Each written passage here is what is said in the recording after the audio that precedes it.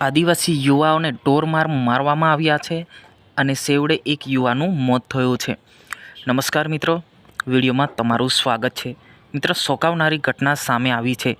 નર્મદા જિલ્લાના કેવડિયા ગામે આ ઘટના ઘટી છે કે બહારના લોકો એજન્સી જે માણસો હતા, જે કામ કરતા હતા, એ માણસો ટ્રાઇબલ માણસો આદિવાસી બે યુવાઓને ઢોરમાર માર્યા હતા અને છેવડે એક યુવાનું મોત નીપજ્યું છે અને એક યુવાનું હાલત ગંભીર છે। જી હા મિત્રો, આ ઘટના ક્યારે બની છે તમામ માહિતી આપણે વિડીયોની અંદર જાણવાના છે। મિત્રો, વિડીયોને અંત સુધી જોવાનું ભૂલતા નહીં।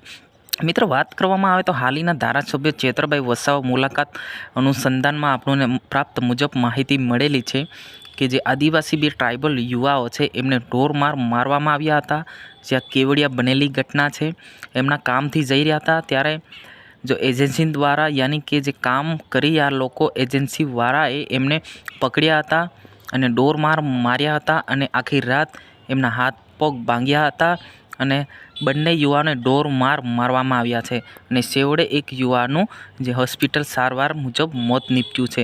જી હા મિત્રો, વાત કરવામાં આવે તો હાલના ધારાસભ્ય જે ચેતરભાઈ વસાવા આમ આદમી પાર્ટીના એમની મુલાકાત લીધી હતી। એમને જે એમને મારવામાં આવ્યો છે એમની સામે કાયદેસરની કાર્યવાહી થાય અને કડકની કડક સજા થાય આવી રીતના સરકાર સામે વિરોધ કરી રહ્યા છે। જી હા મિત્રો, આને લઈને તમારે શું કહેવું છે અવશ્ય કોમેન્ટ બોક્સમાં જણાવવાનું ભૂલતા નહીં, કેમ કે આ એક ઘટના નથી, પહેલાં પણ આવી ઘટના કેટલીક વખત બની ચૂકી છે આદિવાસી યુવા ઉપર। જી હા મિત્રો, આ તો લગાતાર યુવા પર આવી રીતના ઘટના ઘટે છે, તો મિત્રો આવું ના થવું જોઈએ।